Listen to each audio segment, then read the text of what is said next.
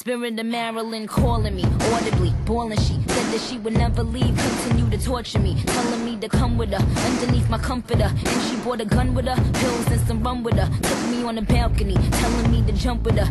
Yeah, I'm in the ghost, but I ain't doing stunts with her. I ain't trying to be that, haters wanna see that. But I got him aggy, cause I win the gold like Gabby. She's just a girl and she's on fire.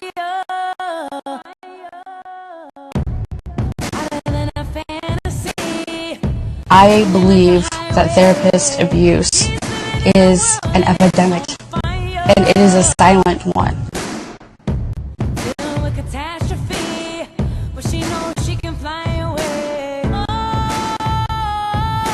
In my case, it was a complete failure of the system. The board did not do their job.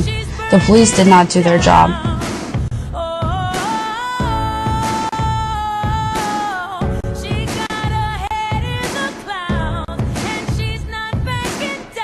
I really take exception to this. I really do. What I'm asking you to do is make this a crime. And right now, there are therapist abuse victims watching this live. I speak for every single one of them who wants this to be a crime. And then they want me to take it to other states to help them.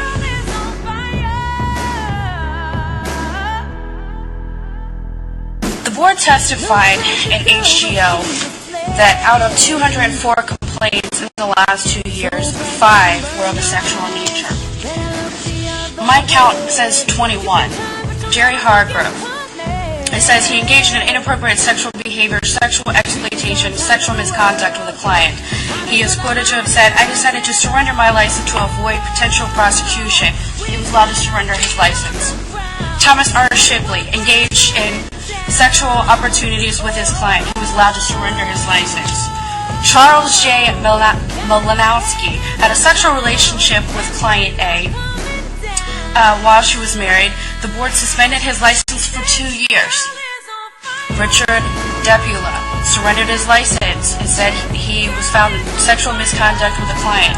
Kevin D. Barwick, he faced a board sanction only after being found guilty of a 4th-degree sex offense. Clifford R. Dunning had inappropriate sexual contact with a client which led to a suicide attempt. He was placed on probation for 1 year after the complaint was filed. His license was not removed. Fred Bruner violated professional competence, client welfare, and rights in dual relationship. He was allowed to surrender his license. Hugh A. Roberts engaged in a sexual relationship that was sent to the Attorney General's office. Ronald Stanley. By this not being a crime, what we're really saying is you aren't worthy. We don't care about your pain. Only some of you were raped. Only some of you were sexually assaulted. By not making this a crime, we're really telling them that they have to suffer in pain. Gary L. Weinberg engaged in dual relationships, subjected client to psychological trauma, inappropriate sexual contact, sexual language, sexual exploitation, sexual harassment, sexual behavior, and therapeutic deception. His license was revoked. Stephen Cyree, sexual relationship in a dual relationship, he was allowed to surrender. Renat Watkins, a sexual relationship with 3 clients. He also had a criminal record. His license was revoked. Stacey Chiverall, dual relationship, sexual misconduct in a residential treatment program. She was placed on suspension for 1 year.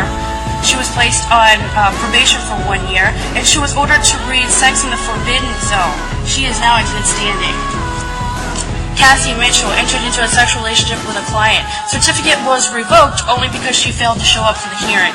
James A. Dennis engaged in a sexual and a dual relationship. His license was revoked for 2 years. He's in good standing.